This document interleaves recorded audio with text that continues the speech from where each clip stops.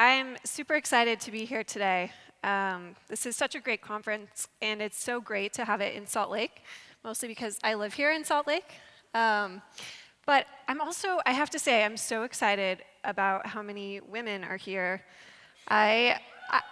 I actually came to the very first Front conference 5 years ago with my female UX designer, who's here somewhere, Chantal, she's amazing. And we felt really outnumbered. They didn't even have T-shirts that would fit us. So it's come a long way, and hats off to Ben and Wade and Andy for how awesome this conference has turned out. So I'm Lauren Treasure. I'm the VP of Product at a company based here in Utah called Chatbooks. And if you haven't heard of it, we make it super easy for people to get the photos they have on their phone off of their phone and into their hands with things like photo books, prints, and cards. And I'll get more into that in a little bit. So today I want to talk about the Strange Alliance. And if you're really into history, you might already know what that is. But I want to apply it to business, and more specifically to product development.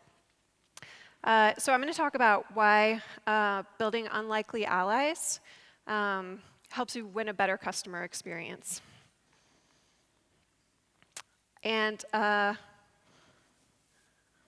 think you're really going to like it. Wasn't sure if people would get that one. But I wanted to talk about something totally revolutionary, never been done before. It's really amazing. And as Tim Cook says, I think you're going to like it. Have you ever heard of working super closely as a trio with a PM, a UX designer, and a developer? Of course you have, right? That's the gold standard. People have been talking about this for a long time and doing it for a long time. So that is not what I want to talk about. Those three are not strange allies. And they're not unlikely allies either. Hopefully you're really used to working in this team. I think it's super important. It's a great way to work and build products. But it's not what I want to talk about today. And I also want to tell you why, in my experience, it just hasn't been enough. So I'm going to start with a story, and we're going to go to history. Probably gave that away with my title. I was also a political science major, so sorry. All right, the year's 1940, and there's total war on 4 continents. We've got Germany moving south into Africa, moving east. They've taken over most of mainland Europe. We've got Japan starting to move west. Soviet Union kind of closed in on both sides. We call this the Axis versus the superpowers, or you might know it as World War II. I think that's the more common name. So we've got the Axis powers, Germany, Italy, Japan, and the superpowers. Let's meet them. All right, we've got the Soviet Union, the greatest communist power, the greatest capitalist power, the United States, and the greatest colonial power we've ever seen, Great Britain. So 3 major powers. They're totally different philosophies, governments, people. They're at odds with each other, but losses are mounting for all 3. Starting with the Blitz of London in 1940, the evacuation at Dunkirk when the Allied troops were cornered and forced to evacuate.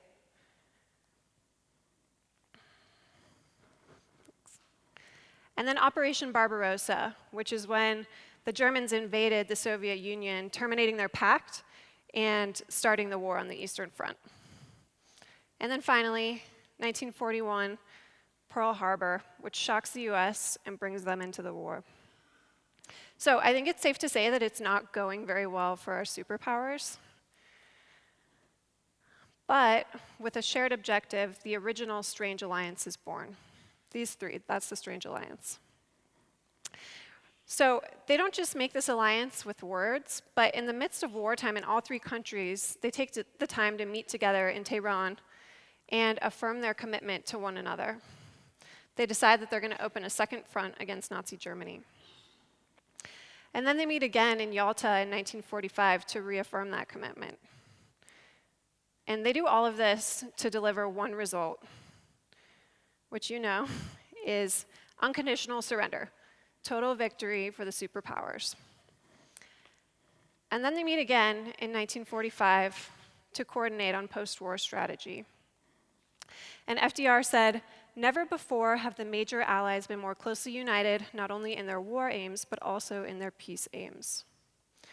He went on to predict the end of the system of unilateral action, exclusive alliances, spheres of influence, balances of power, and all other expedients that have been tried for centuries and have always failed.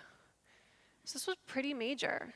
This hadn't really been imagined, but because they realized they shared this objective, they were able to drop all of the politics and collaborate together. And I think this is true in business as well. If we can focus more on how we can collaborate, and I think that's been kind of a theme here at this conference, and not focus so much on who owns what or who has more influence, I think really great things can happen. And P.S., what happened when these three quit collaborating? The 40-year Cold War. So, all this to say that different organizations can act as one team, but only when they have a shared objective. And they had lost that objective during the Cold War. All right, so we know we're strange, but what is our strange alliance? I'm going to talk about how it is also different organizations acting as one team with a shared objective. And I'm going to go back to 2016 to illustrate this. So at this point, I'm working at Ancestry on the DNA product. And we're working on this brand new product release. I'm going to get into that. But I'm first going to talk about why I learned the importance of building allies, and also how we improved a product that was not initially successful by working together. All right, so the science team had discovered something pretty amazing. They had taken over 700,000 genomes and been able to uncover the population structure in North America. This hadn't been done before. It was a big deal in the scientific community and also in the press. Yeah, the spit. There's a lot of spit. All right, so we did what any good product team would do. We had this discovery. We got our trio together, UX, PM, and dev, and we got to work trying to figure out how to take that amazing scientific breakthrough and turn it into a product experience for over 1 million customers, way more now, that had all different variations of DNA and understanding about where they come from. And about a year later, we released a product. Your ethnicity was just the beginning, a breakthrough experience. And then you might follow that to the homepage, in which this breakthrough experience is nowhere to be found, just a pie chart.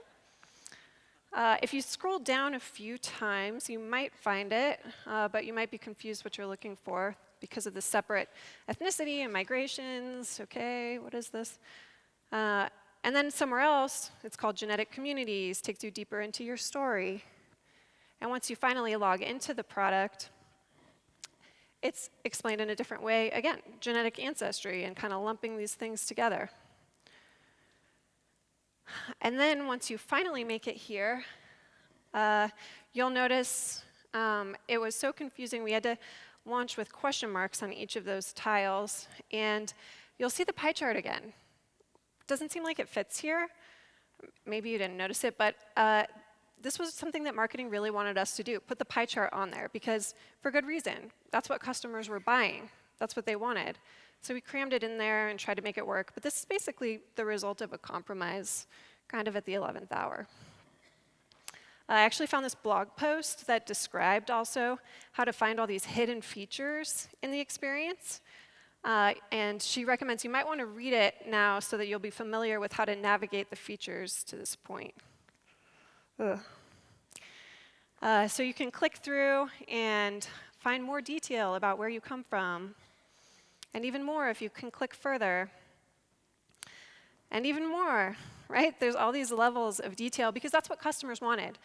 They were saying that the pie chart was great, but it wasn't enough detail. And so with this product experience, we were trying to deliver on that customer promise of give them as much detail as possible. But in the end, really the only thing that was super consistent across messaging and through the product was that we all used the same hex value. So you probably can guess what we heard from customers. I'm not so in love with this new Ancestry tool. To say I'm intrigued, confused, and disappointed would be an understatement. Confused about my DNA results in genetic communities, ending with help. And here, I hate the new website. Liked the old website where he got this history lesson, all these migration details. We have that in the new experience. And doesn't have a desire to join a community and get sucked into discussion after discussion. You may not know, but that's not what kind of community this is. So that leaves customer support to try to respond and help customers out. So how bad was it? I mean, it wasn't terrible. There were a lot of people that liked it. But this was the biggest release since the DNA test itself, and it was supposed to be huge. But overall, customers were confused. Our NPS and engagement were both low. There were a lot of support tickets, and we hadn't improved DNA kit sales or cross-sell. So let's take a look at how this went down. We got our trio together and brainstormed. We made prototypes. We tested our ideas, iterated. Dev built it. Then we talked to marketing. Then we had to redo something, or lots of things in this case. And then release. And customer support is like, what? Customers don't get it.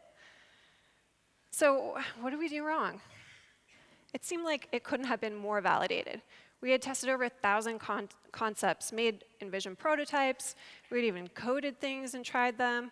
We talked to over 140 people in person, flew all over the country and the world to talk to people about their DNA results, and over 40,000 people in a live beta test. So it's not like this was all qualitative testing.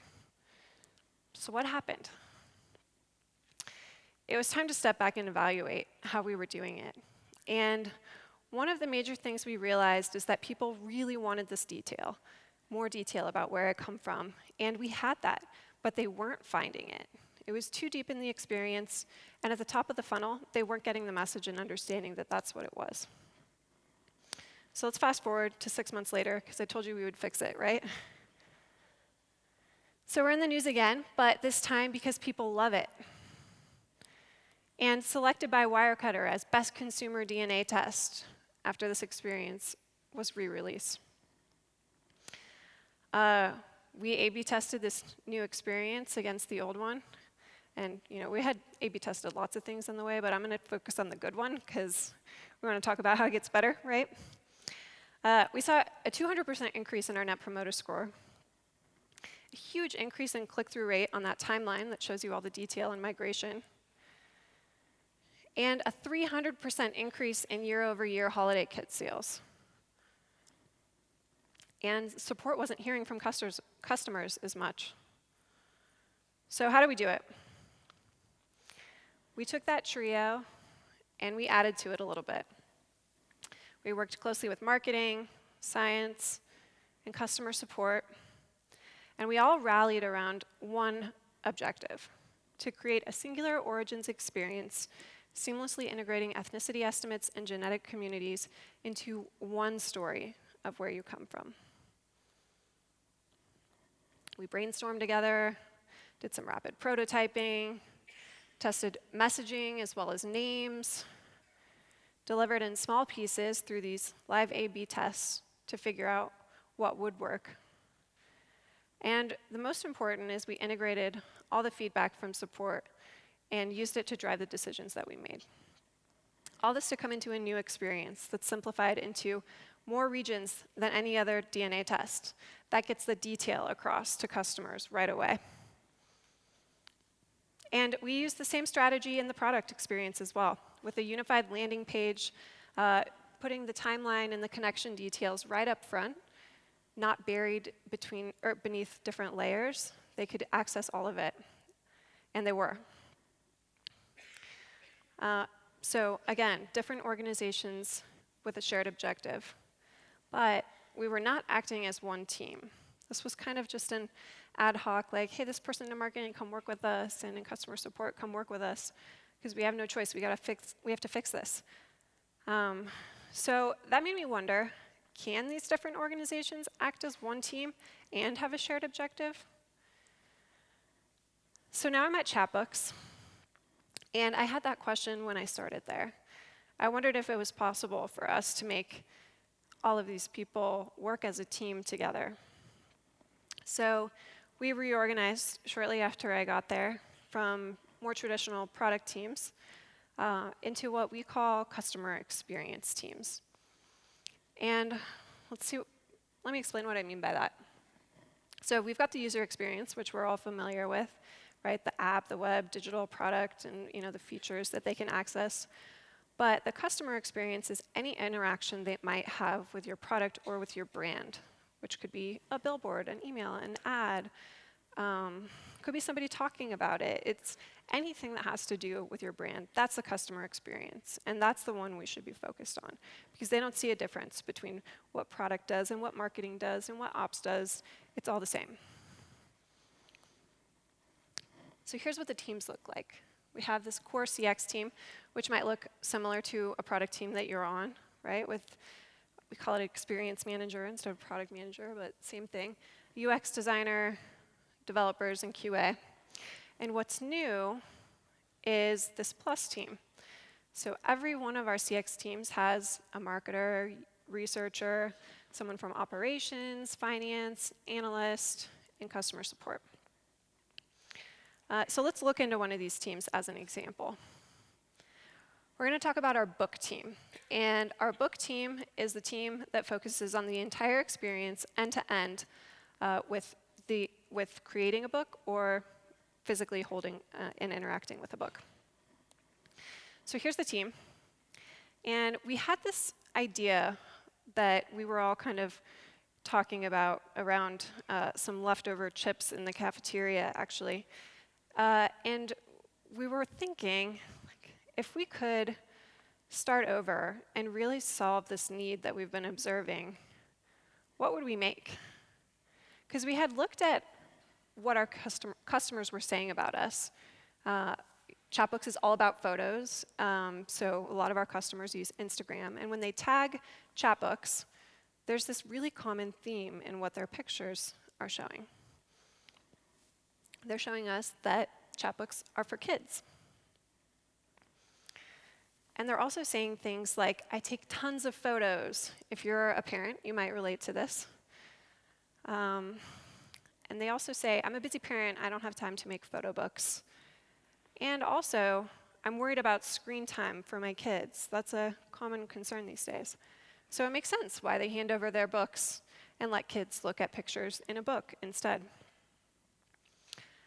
But all this made us realize that selecting photos had to be so easy and low pressure, and also no-brainer, cheap, for them to be willing to make it and hand it over to their kids. So as a team, we rallied around our new shared objective, which is create an affordable and easy-to-make subscription photo book designed specifically for kids. And we called this idea Monthly Minis.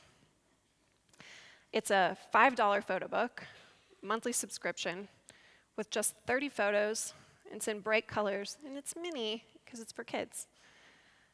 So let me walk you through the process of building this. So we started with surveying, because we had observed this and we had heard this from customers, but we wanted to make sure this is something that was a big problem for people. So we surveyed in email, in social, we made polls, had questions, everything accessible on mobile, talking to people where they already were. And we learned all kinds of things, like how much they wanted to pay, if they even understood what it was, if they wanted it as a subscription, what colors they liked. And all of this to just validate that this really was a big problem and the idea we had could solve it. Then we moved on to create test ads. And I want to emphasize that this is my favorite part of the testing. And it's something I really wish we would have done at Ancestry.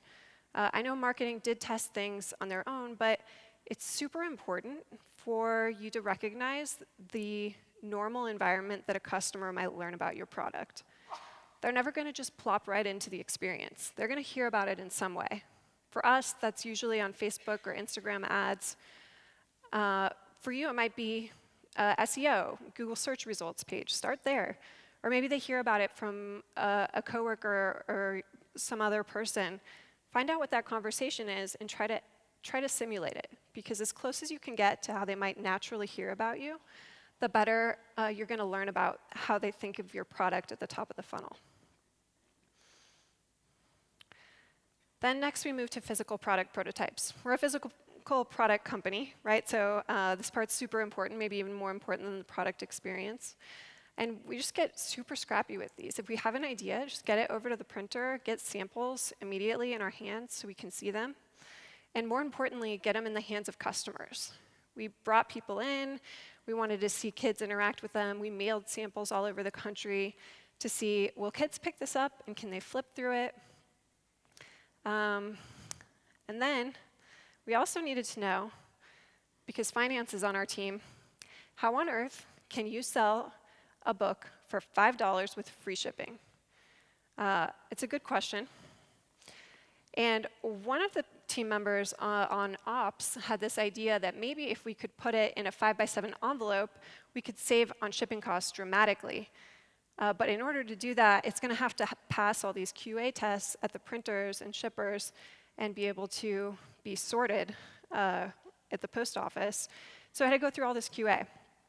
And it passed, which was great. That's how we can sell a $5 photo book. And then we moved on to UX prototypes. And with each version, we really focus on what our objective is. First, here in V1, our objective is to get people to make their first book as quickly as possible. And with each version, we learn things about what works and what doesn't work, but we always have an objective. And I'd love to go through in detail what we changed on each of these things, but I'm running out of time. So we make changes based on what we hear from customers. This one, we were trying to get them to subscribe first, but they were confused because they hadn't made a book. This one was confusing because there was too much going on and things were different sizes. This one actually worked really well to have that call to action up front, make your first book now. In this version, we tried this idea that customers had talked about maybe you could add more than 30 photos and then cut them down. But it was really more confusing than it was helpful. And then in V7, the objective here was to really make sure that people could get through all of this on their own. So this was the first version of many that we tested in Validately. So unmoderated, nobody there to guide you through it. How could people who had never heard of us make it through from the ad that they saw through the App Store and then through the product experience? And it tested really well. So for each of our prototypes that we test, we always use a scorecard. And it's not quantitative, but it's something that's really comparable so that we can see from prototype to prototype, how are we progressing? Are we getting better or are we getting worse? And it's something really repeatable that all of our researchers can use across everything that we test. And we got better. And all of this was done really quickly. Because you have a researcher on your team, it's super easy to get feedback right away and make changes, iterate, get another version out there. And all of these tests, 7 versions, we were able to completely test within 3 weeks. Then software development. This part only took 5 weeks to build a brand new product experience because they were involved all the way along. And they had been releasing things that had been kind of winners from testing, things that went really well, they would release as an A/B test. And they were aware of everything that we were doing, and so it was pretty quick for them to build all of this. And the best part about this is that you start with the lowest cost thing, surveying, and end with the highest cost thing, actually developing the software. So let's compare this timeline that we looked at earlier to how a CX team releases. We've got brainstorm with the whole CX team. It's pretty similar, except for who's in the room. Prototype, it's the same. Testing ideas, same. You'll see this process is almost exactly the same. A few changes toward the end, right? You don't have to have the step of talking to marketing because marketing is there from the beginning in the brainstorm. But the biggest difference between these two processes is just who's in the room. And that's what I really want to emphasize. You don't have to change a whole lot about how you do things, how you build them, how you test. Just make sure that all the people who are involved in the entire customer experience are part of this process. And that whole entire thing only took 3 months to build it from scratch. All right, so before we move to Q&A, let me leave you with a few takeaways. First, marketing has already validated their messaging and their ads, and so they end up with a larger funnel and lower customer acquisition costs. Customer support. They've already done the FAQs and resolved all the common complaints as we go along, so they don't have as many complaints to deal with. Operations. They've validated printing, packaging, fulfillment, and so that results in better margins and more efficiency. For finance, price and demand are already accounted for up front, so they can have more accurate forecasting, which they love.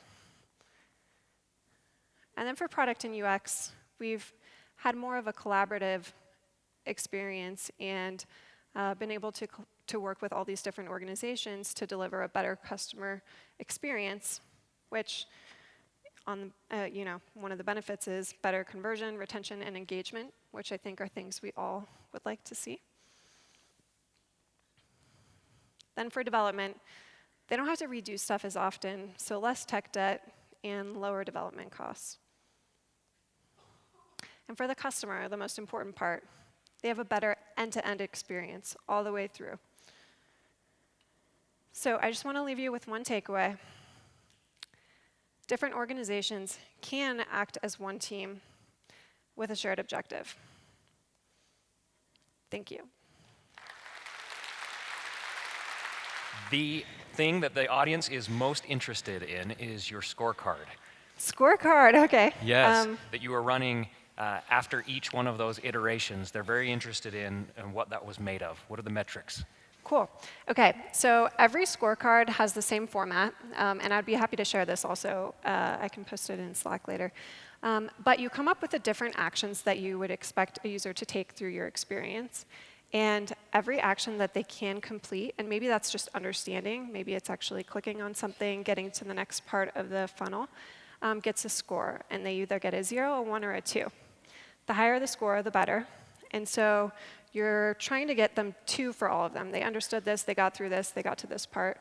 And if you get a really high score, we turn it into a percentage. How many points could they get through the experience, and then how many points did they actually get? And that's how we calculate the usability and comprehension score. So it sounds like there isn't any consistency between the separate tests. It's just the consistency through the iterations within that particular project. Right, and scoring in the same way. Yeah. So it just tells you for each prototype, is that how close is it to being very well understood by our customers? Are you moving forward or backward? Yeah. Yeah, great. What was your process for articulating the right shared objective for the teams to rally behind?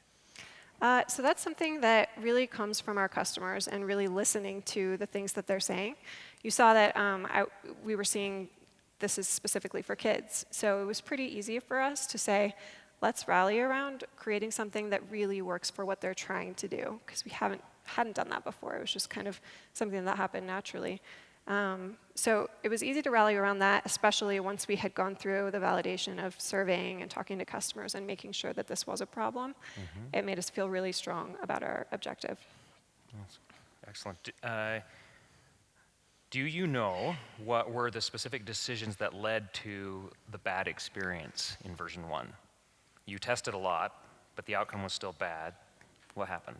Yeah, and the main thing there is how deep we buried the best part of the experience. And so we found in all these A/B tests that what really made someone more satisfied and more engaged with the product is if they made it through that timeline. But the way that we had it designed in that first round, when we initially released, it was so buried that people just weren't seeing it and they weren't getting there. So they didn't realize that we had all of this extra detail. And it wasn't explained in the marketing messaging either, so they just had no expectation of what they could find. And then the people who did loved it. So we just had to figure out how to bring that forward, both in messaging and in the product. And I love how real time this is. The item with the most number of votes just got beat right now while we were just talking. So Great. It was the scorecard, but it just keeps going up. 13 is this is killer. Okay, what does it look like day to day to have a customer experience plus team? What percentage of their time is spent with the CX team versus the other responsibilities? Such a great question. I'm glad someone asked that. So I had a whole slide about this, but I was so worried about going over that I removed it. But I'll share it in the slides that I share with you. So we have the core team meets for stand-up every day, and the plus team is always invited to stand up. They're always on it. But they have their own jobs still. At Chatbooks, at least, every member of our team is on a CX team, but they also have some of their own obligations within their own orgs. So we invite them to the stand-up, try to get them to come. We have a weekly Slack check-in with the whole CX team, and we can always communicate there. All of the quarterly planning, the OKRs, are done with the plus team, so everyone is involved. Okay.